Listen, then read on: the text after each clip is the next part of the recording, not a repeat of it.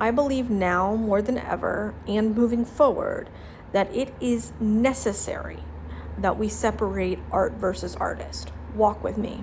Number one, art versus artist is a semantic trap, okay? The articulation of that statement in service of encapsulating a form of art criticism is not designed to hold paradox. And in order to have the art versus artist conversation, one must be equipped to hold paradox. Not just that multiple things can be true at once, but that multiple contradictory things can be true at once. Now, I know better than to have a discussion about Michael Jackson in real life with most people, let alone on this application. I have no designs on doing so. I'm only bringing this up in the context of the Michael biopic. Now, I have made 3 videos about the film, and specifically my praise of Jafar Jackson's performance, but I am talking explicitly about the estate and Jafar. I am not talking about Michael, the person, the artist, the brand, or the persona. Whether we're talking about Michael or insert problematic artist here, would require that we are able to hold those 4 separate roles / identities at the same time. The human being, the artist, the brand / business, and the public-facing persona. That you hold paradox, which is to say, holding the paradox that there is no separating art from artist. Can't do it, whilst simultaneously acknowledging that you can objectively engage with a piece of art or media, and that in doing so, here's another layer of the paradox, that is a completely subjective experience. The way that the art moves you or fails to move you, the way that that piece of art informs art history, informs history writ large, the way it informs how you have made sense of the world, the way that that art allows you to access the divine, the sacred in whatever form or fashion. Insert whatever type of art criticism and analysis you want, right? So returning to my original point that it is actually necessary that we separate art versus artist. What I am saying is that while it is simultaneously impossible to separate art from artist, because you can't have one without the other, right? You also have to be able to acknowledge that a great deal of art in whatever medium has been brought forth into the mundane realm in which we exist by other mundane human beings who are highly problematic.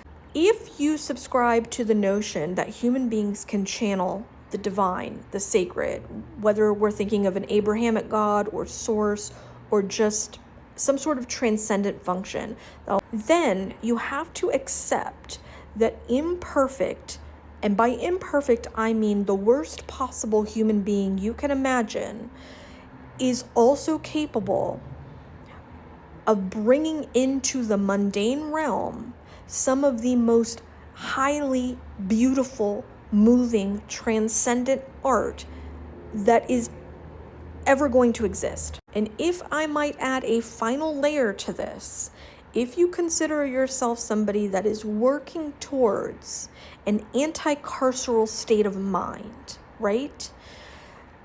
You have to acknowledge, myself included, carceral thinking in the context of art criticism. And again, paradox.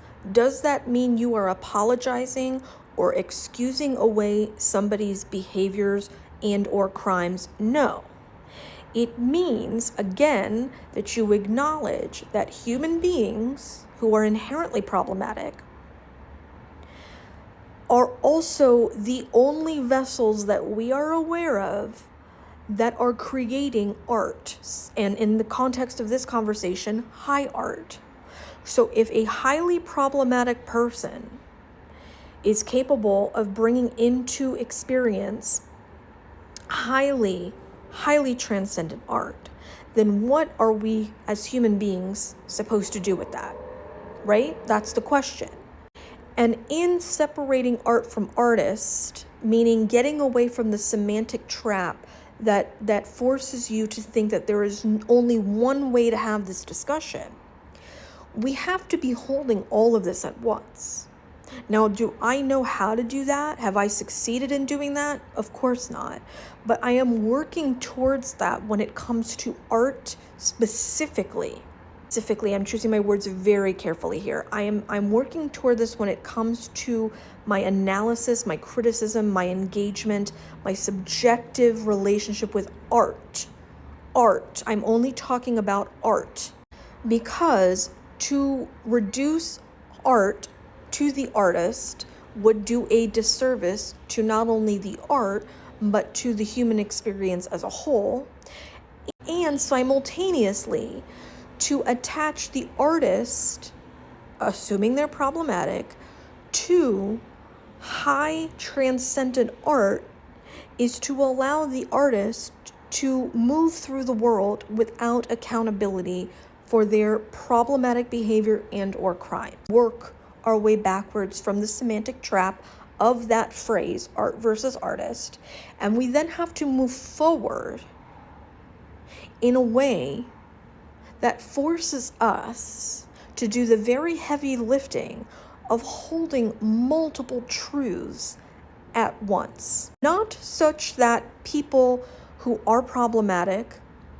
are continued to be bankrolled and supported and to remain moving through this world without being held to account, but such that our lived human experience is not reduced to a flat land where we're not allowed to admit to ourselves that we are moved by a piece of art, in spite of the fact that the person that brought it into being is the antithesis of the piece of art itself.